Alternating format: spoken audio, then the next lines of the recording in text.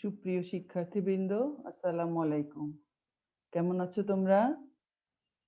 আশা করছি আল্লাহর অশেষ রহমতে ভালো আছো। আমি আলহামদুলিল্লাহ ভালো আছি। তোমাদের ডেমোগ্রাফির আজকে ন্যাপশালিটি নিয়ে ক্লাস নেওয়ার কথা। নতুন চ্যাপ্টার। চলো তাহলে আমরা ক্লাসে চলে যাই।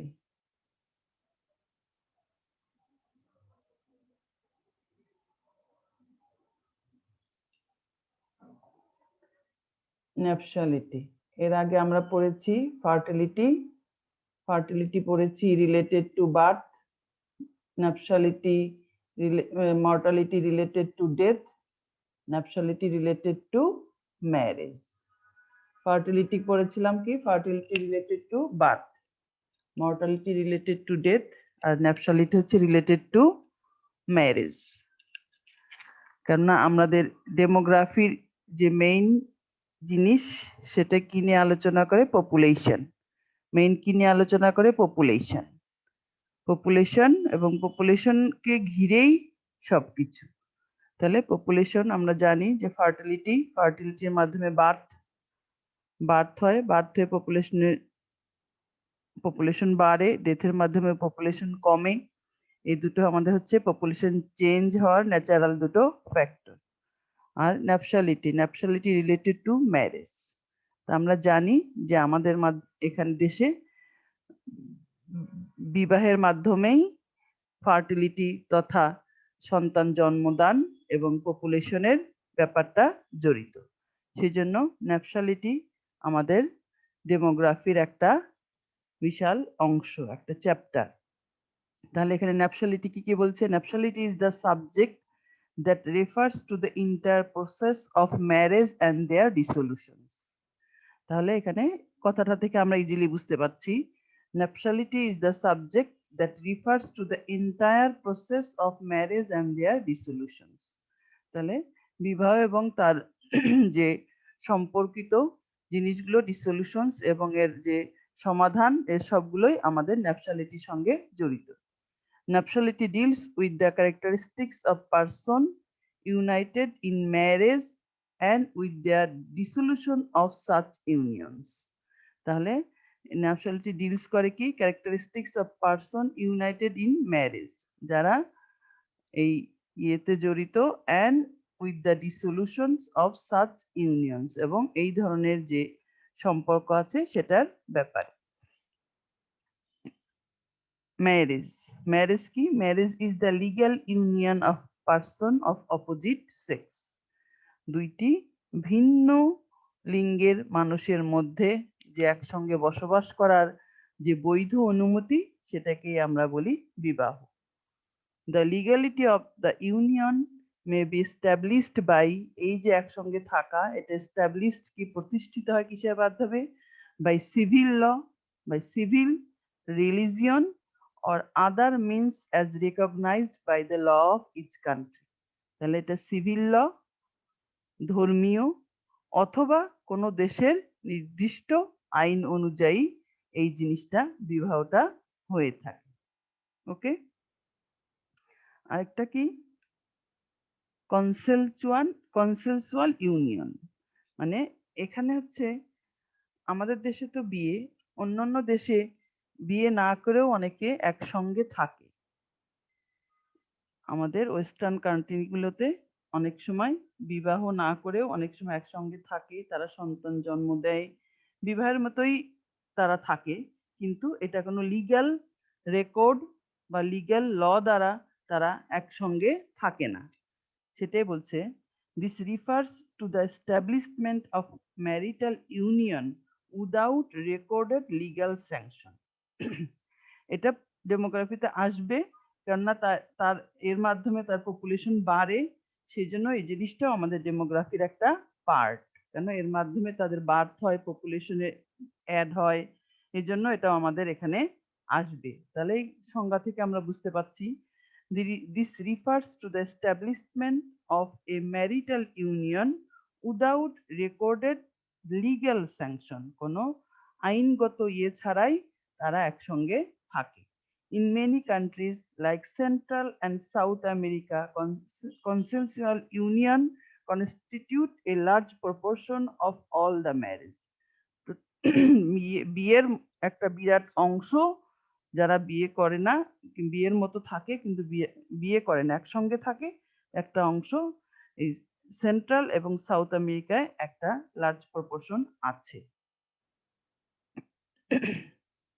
তাহলে আমরা এটা দেখলাম যে ন্যাপশালিটি হচ্ছে কি, আর হচ্ছে ম্যারেজ এবং কি, ম্যারেজ এবং যেটাকে আমরা বললাম কনসেনসুয়াল ইউনিয়ন, মানে যেহেতু এর মাধ্যমে বার্থ হয়, পপুলেশন অ্যাড হয়, এটা আমাদের জানতে হবে।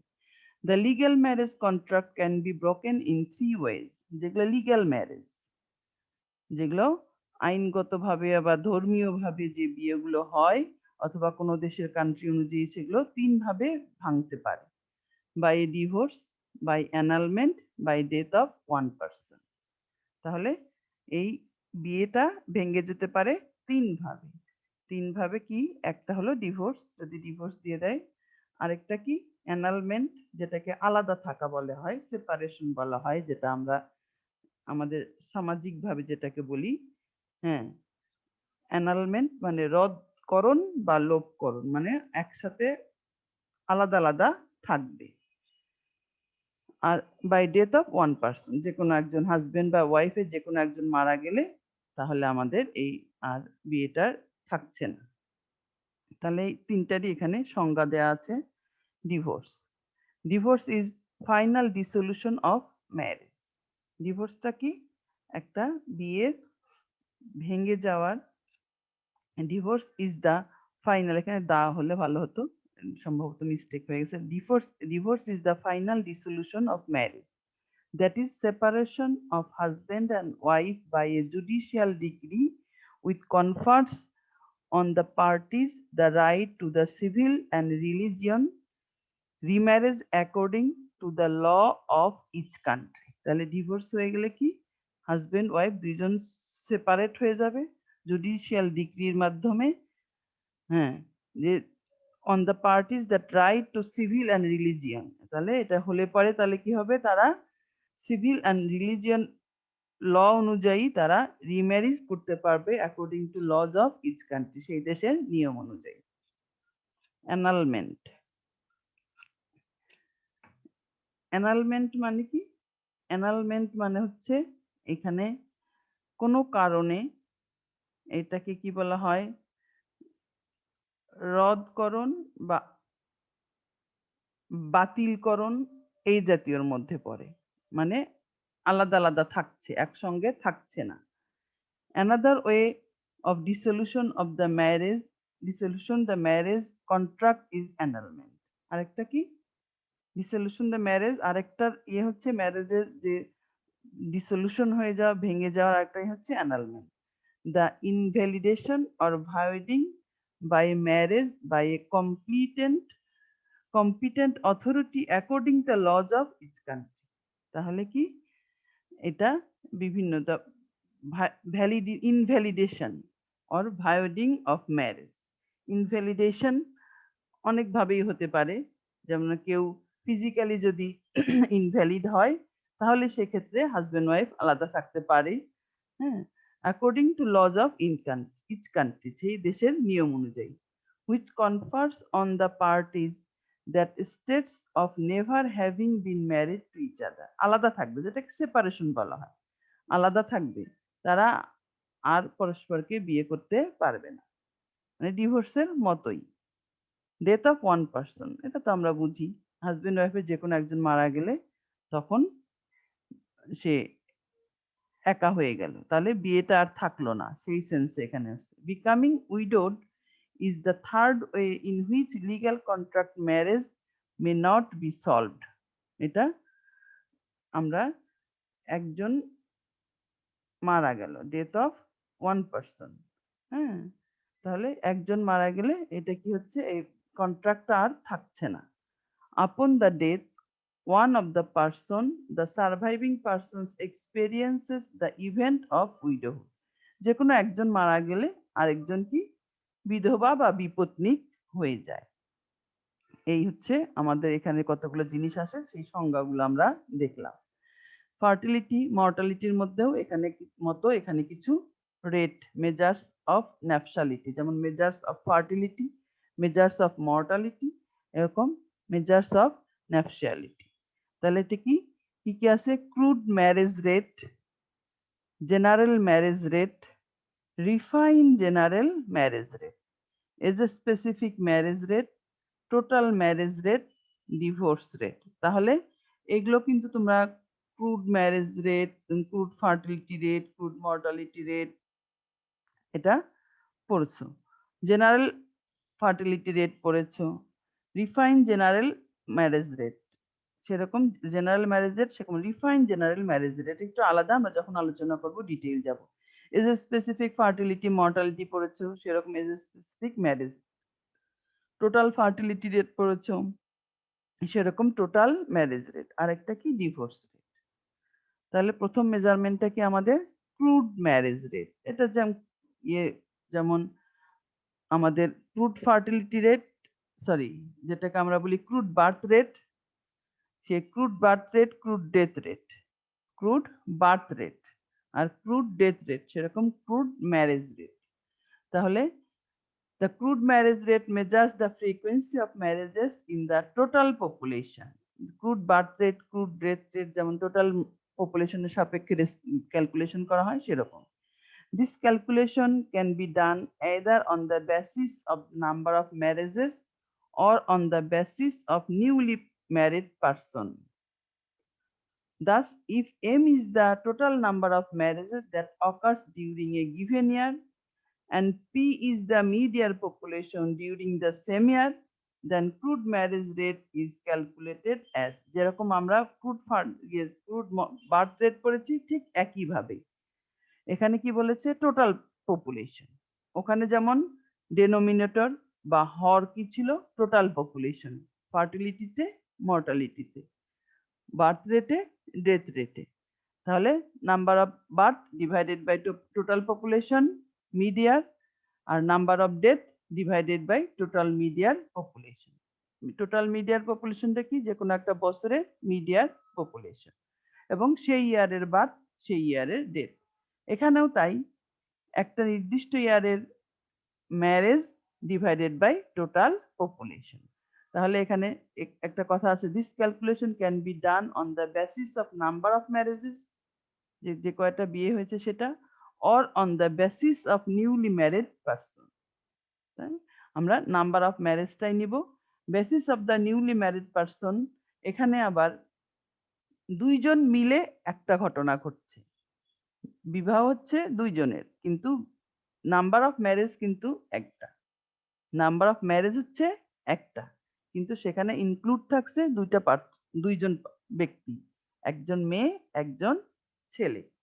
তাহলে পার্সন হিসাবে আমরা যদি ক্যালকুলেশন করি, তখন সেটাকে আমার নাম্বার অফ ম্যারেজে এটাকে কনভার্ট করে নিতে হবে। আর পি হচ্ছে মিডিয়ার পপুলেশন। তাহলে আমাদের ক্রুড ম্যারেজ রেট হচ্ছে M divided by P into 1000। তাহলে এমটা হচ্ছে number of marriage in year. এটা ওখানে উপরে ডেফিনেশনের মধ্যে বলে দেওয়া হয়েছে, এই জন্য নিচে আর আলাদাভাবে লেখা হয়নি, এখানে বলেই দেওয়া হয়েছে M is the total number of marriage occurred in a given year and P is the midyear population during the same year. তাহলে আমরা এটাকে ক্যালকুলেশন করব, যেমন সিডিআর সিবিআর করেছি ঠিক একইভাবেই সিএমআর।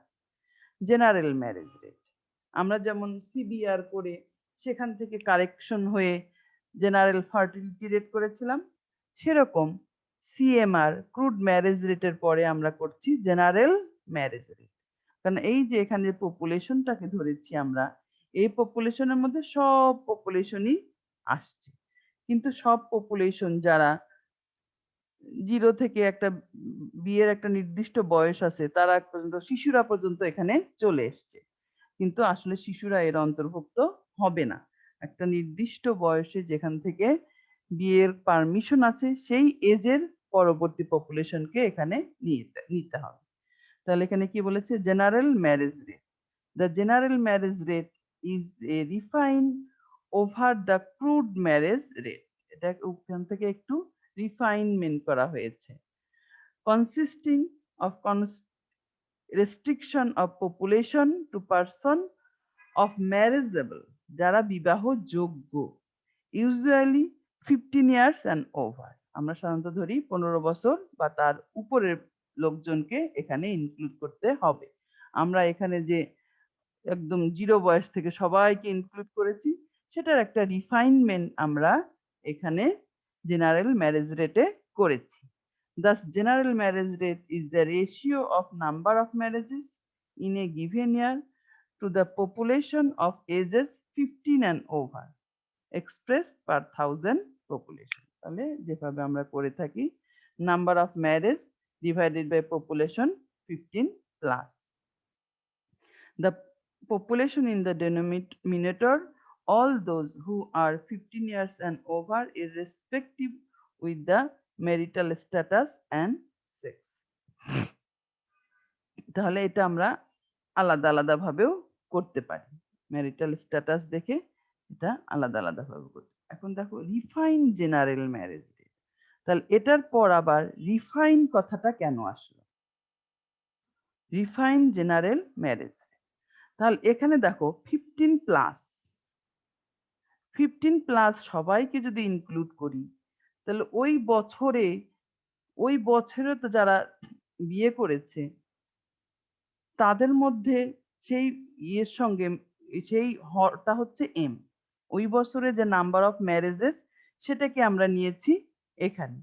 আর নিচে তাহলে ওই বছরে যারা আনম্যারিড তাদের হওয়ার কথা ছিল, কিন্তু এখানে যারা আগে বিবাহ করেছে সেই পপুলেশনটাও এখানে আছে, সেই পপুলেশনটাও এখানে আছে।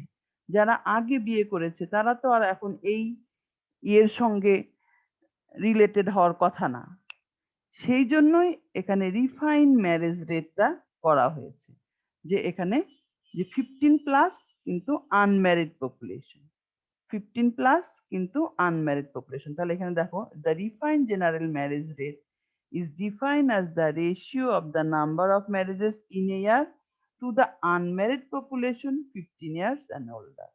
তাহলে এখানে যেমন সবাইকে ইনক্লুড করা হয়েছে, এখানে শুধু আনম্যারিড পপুলেশনের মধ্যে যেগুলো ম্যারেজ হয়েছে সেগুলো রেশিও করে রিফাইন জেনারেল ম্যারেজ রেট বের করা হয়েছে। ওকে, যেটা তোমরা এটা আমরা আগে কখনো অন্য ফার্টিলিটি বা মর্টালিটি রেটে করিনি, কিন্তু ম্যারেজ রেটে এসে আমরা আরেকটা রেট শিখলাম, যেটা হলো রিফাইন জেনারেল ম্যারেজ রেট। যেমন জেনারেল ফার্টিলিটি রেটে আমরা ধরেছিলাম 15 to 49 পপুলেশনের মধ্যে birth divided by women, number of women 15 to 49। Okay, তাহলে এখানে যেমন সেখানে কি হলো, number of marriages divided by 15 plus উপরের যে আনম্যারিড পপুলেশন, কেন আনম্যারিড পপুলেশন তাদের মধ্যেই নতুন করে বিয়েটা হবে, যেহেতু আমি এই বছরের ম্যারেজটাকে ক্যালকুলেশন করছি। Okay, age a specific marriage rate, এটা আমরা age a specific fertility rate, age a specific mortality rate যেরকম করে থাকি সেরকম age a specific marriage rate. কিন্তু এখানে একটা সমস্যা আছে, সেটা আমরা দেখব ভিতরে গেলে।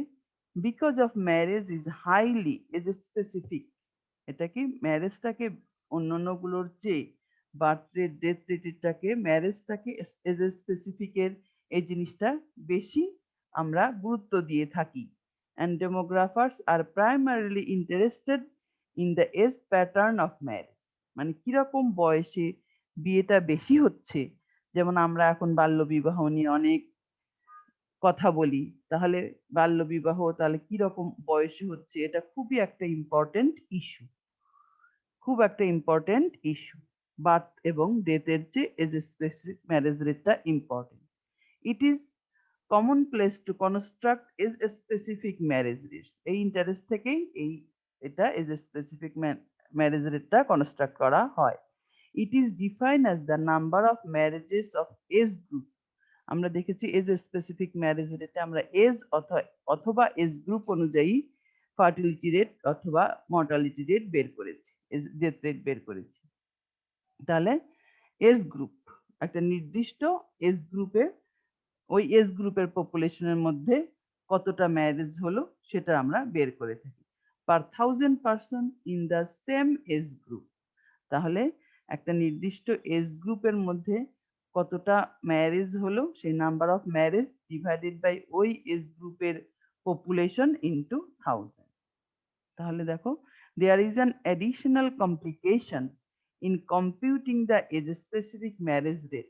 একটা আরেকটা এখানে জটিলতা আছে কি জন্য? However since marriage involves two person, ম্যারেজের মধ্যে ইনভলভ আছে কতজন? দুজন ব্যক্তি। Who may not be at the same age. তাহলে একটা ছেলে একটা মেয়ের বিয়ে হচ্ছে, number of marriage divided by population বললাম, ওই এজ গ্রুপের পপুলেশন। তাহলে ছেলের বয়সটা যত, মেয়ের বয়সটা তত না, কিন্তু দুজন মিলে কিন্তু নাম্বার অফ ম্যারেজ একটাই হচ্ছে। ওকে, এটাই হলো একটা কমপ্লিকেশন যে দুজনের এজ এক না। তাহলে এম এ হচ্ছে total number of marriages in ath age group in a area in a given year, আর পি এ হচ্ছে total number of population of ath age group of that year in that of that area in that year. তাহলে ওই বছরের ওই এরিয়ার population. এখন এমটা কিন্তু একই থাকবে, এটা this can also be computed for males and females separately.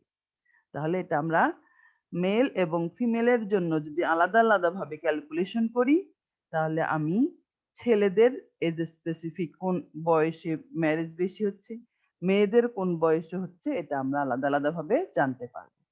তাহলে এরকমই শুধু মেল এবং ফিমেল, এখানে হচ্ছে এই এথ এজ গ্রুপের মেল পপুলেশন, এথ এজ গ্রুপের ফিমেল পপুলেশন, কিন্তু ম্যারেজ নাম্বার অফ ম্যারেজটা ফিক্সড, নাম্বার অফ ম্যারেজের কোনো চেঞ্জ হবে না।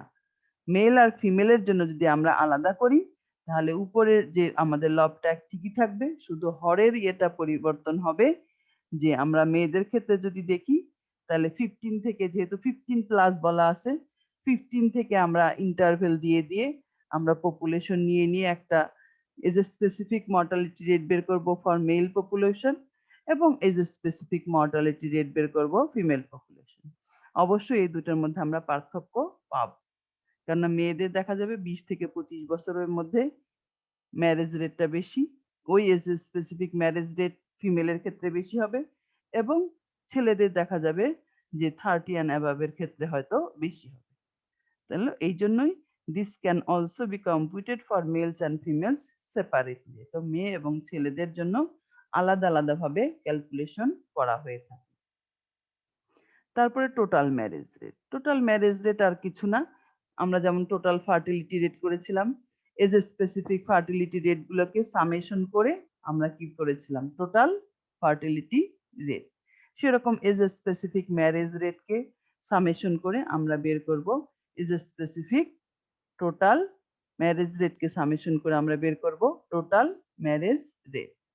তাহলে the total marriage rate indicates the total number of marriages in a cohort passing through the life together. তাহলে একদম জীবনের শেষ পর্যন্ত আমরা তারা একসঙ্গে জীবনটা কাটিয়েছে, এরকম টোটাল ম্যারেজ রেট। কেন? একদম যে এজে থেকে শুরু, এবং এখানে ডাব্লিউ মানে আলটিমেট এজ, ডাব্লিউ কে বোঝানো হয় আলটিমেট এজ। এই 15 থেকে W ultimate age, ultimate age মানে আমরা বলেছিলাম যে যে বয়স পর্যন্ত মানুষ, যে বয়সে যে আর কেউ বেঁচে থাকে না, যতদিন পর্যন্ত বেঁচে আছে ততদিন পর্যন্ত আমার এটাকে করতে হবে। তাহলে এই যে age specific marriage rate, age specific marriage rate, এটাকে সামেশন করে আমরা বের করব টোটাল ম্যারেজ রেট। যেহেতু এজ স্পেসিফিক ম্যারেজ রেট ছেলেদের এবং মেয়েদের ক্ষেত্রে আলাদা আলাদা ক্যালকুলেশন করা হয়, সেজন্য টোটাল ম্যারেজ রেটটাও যদি এখান থেকে আমি এখান থেকে যদি আলাদা মেলস ফিমেলস এর ক্ষেত্রে এজ স্পেসিফিক মর্টালিটি রেট করি, তখন সেখান থেকেও আমি আলাদা আলাদা ক্যালকুলেট করে টোটাল ম্যারেজ রেট বের করতে পারবো। ওকে, তারপরে দেখো ডিভোর্স রেট। ডিভোর্স রেটটা আর কিছু না, একটা বছরে যে ডিভোর্স হচ্ছে ডিভাইডেড বাই পার 1000 পার পপুলেশনের অনুপাতে যেরকম আমরা সিডিআর বের করি, সিবিআর বের করি, সেরকম total number of divorce divided by total population into 1000, just কিরকম ডিভোর্স হচ্ছে সেটার একটা বের করার জন্য। যেমন আমাদের সমাজে আগে ছিল না, এখন এটা বেড়ে গেছে। ডিভোর্সটা আগে খুব কম ছিল, এখন আমাদের এই সমাজে এটা বেড়ে গেছে। মানুষ একটু অসহিষ্ণু হয়ে পড়েছে, মানুষের ধৈর্য কম, মানুষের স্যাক্রিফাইসিং টেন্ডেন্সি কম। কিছু কিছু ক্ষেত্রে লিগ্যাল কজ থাকে, কিছু কিছু ক্ষেত্রে হয়তো মানুষের স্যাক্রিফাইসিং টেন্ডেন্সি কম থাকার কারণেই মানুষ সেপারেট হয়ে যাচ্ছে, ডিভোর্স হয়ে যাচ্ছে।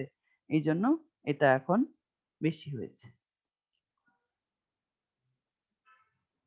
এখন দেখো এখানে একটা জিনিস আসছে, order specific marriage rate.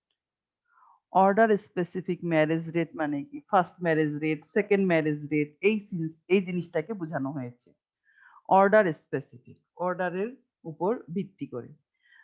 Newly married যেটা, সেটাকে আমরা প্রথমকে ফার্স্ট ম্যারেজ রেট, সেটা আবার কেউ সেকেন্ড ম্যারেজ এরকম যদি থাকে, এইটাকে ক্যালকুলেশনে করার জন্য এই জিনিসটা এসেছে। An order-specific marriage rate is defined as the number of marriages given order I during a year per thousand population is 15 and above in the I-1 order. তার মানে এখানে যদি এটা ফার্স্ট ম্যারেজ হয়, I এর মান যদি 1 হয়, তাহলে এটা কি ফার্স্ট ম্যারেজ। আর এটা কি 15 প্লাস 1, 1 মাইনাস 1, তার মানে 0, যেটাকে আমরা বলি সিঙ্গেল, যেটা এই পপুলেশনটা আগে কোনো ম্যারেজ করেনি। তাহলে সিঙ্গেল বা আনম্যারিড, এটার সাপেক্ষে যে আমরা ফার্স্ট ম্যারেজের রেশিও বের করি, সেটাকে আমরা বলছি এই সেন্সে। দেখো তো আমরা ফার্স্ট ম্যারেজ রেটটা দেখলেই বুঝতে পারবো। The first marriage rate is represented by কি? First marriage rate number of first marriage divided by 15 plus of single status, যারা আনম্যারিড। সিঙ্গেল মানে আনম্যারিড স্ট্যাটাস, যাদের সিঙ্গেল স্ট্যাটাস, তাদেরকে তাদের যে এটা, সেটাকে আমরা বলি ফার্স্ট ম্যারেজ রেট। প্রথম M1, M1 মানে total number of first marriage in a year in a given area, আর টোটাল নাম্বার অফ কি সিঙ্গেল পারসন, সিঙ্গেল 15 প্লাসের উপরে যে টোটাল পারসন, সেটাকে আমরা বলবো ফার্স্ট ম্যারেজ রেট। যেখানে বলে দেওয়া হয়েছে হোয়ার 15 প্লাস এস, এটাকে আমরা বোঝাচ্ছি number of person at single status of ages 15 and above, যাদের বয়স 15 থেকে উপরে এবং যারা আনম্যারিড, তাদের যে প্রথম ফার্স্ট ম্যারেজ M1 দিয়ে বোঝাতে চাচ্ছে, সেটাকে আমরা বলবো ফার্স্ট ম্যারেজ রেট। একটা কি রিম্যারেজ রেট, রিম্যারেজ রেট পুনর্বিবাহ, এটাকে আমরা বলি 2 প্লাস, মানে সেকেন্ড ম্যারেজ অথবা তারপরে, সেকেন্ড ম্যারেজ অথবা তারপরে। তাহলে সেটা ডেনোমিনেটর কি হবে? সেখানে আর সিঙ্গেল স্ট্যাটাস আসবে না। সেকেন্ড ম্যারেজ কারা করতে পারে? যারা ডিভোর্স প্লাস উইডো। আমরা অ্যানালমেন্টে যারা থাকে তাদেরকে বলছি তারা আর বিয়ে করতে পারে না, সেপারেট থাকে। তাহলে কি উইডো, যাদের হাজবেন্ড বা ওয়াইফ মারা গেছে, আর যারা ডিভোর্স, এই পপুলেশনের মধ্যে second and above, second marriage অথবা তার চেয়ে বেশি বিবাহটা যদি হয়ে থাকে, তাহলে তাদেরকে আমরা বলবো, এটাকে বলবো রিম্যারেজ রেট। ওকে, তাহলে PW প্লাস ডি, এটাকে হচ্ছে number of widowed and divorced person. Okay, এখন এটার মধ্যে আবার এই যে রিম্যারেজ রেটের আবার আমরা এজ স্পেসিফিক ম্যারেজ রেট যদি বের করি, জাস্ট এটাই নির্দিষ্ট এজ গ্রুপের জন্য। এজ গ্রুপের জন্য এ মানে হচ্ছে নির্দিষ্ট এজ গ্রুপ, একই ডেফিনেশন, নির্দিষ্ট এজ গ্রুপের জন্য। Remarriage rate for age specific mortality rate, age specific remarriage mortality rate. তাহলে M2 প্লাস আর এত, এ মানে হচ্ছে age group, where a stands for age group, a দিয়ে আমরা বোঝাচ্ছি হচ্ছে এজ গ্রুপ।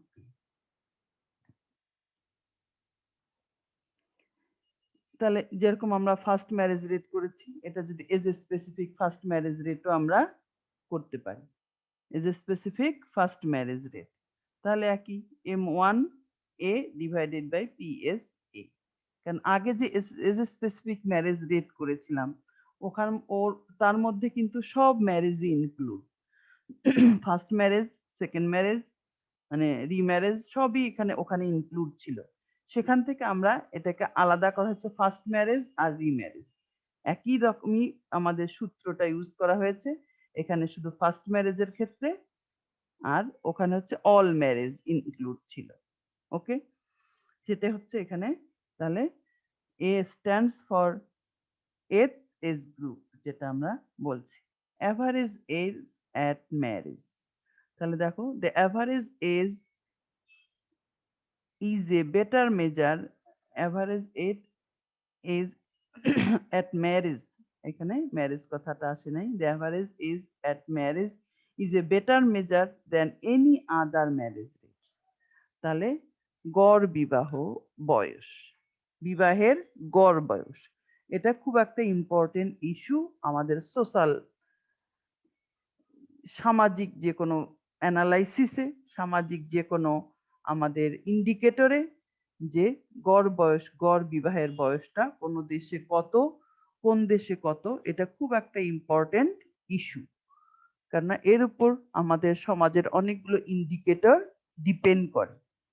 সমাজের অনেকগুলো ইন্ডিকেটর, যারা সামাজিক বিষয় নিয়ে অ্যানালাইসিস করে, গবেষণা করে, রিসার্চ করে, তারা এটাকে, যে আমরা সবসময় বলি আমাদের অ্যাভারেজ এজ অ্যাট ম্যারেজ, এটা যেমন আরবান এবং রুরাল এরিয়ায় অনেক ভ্যারি করে।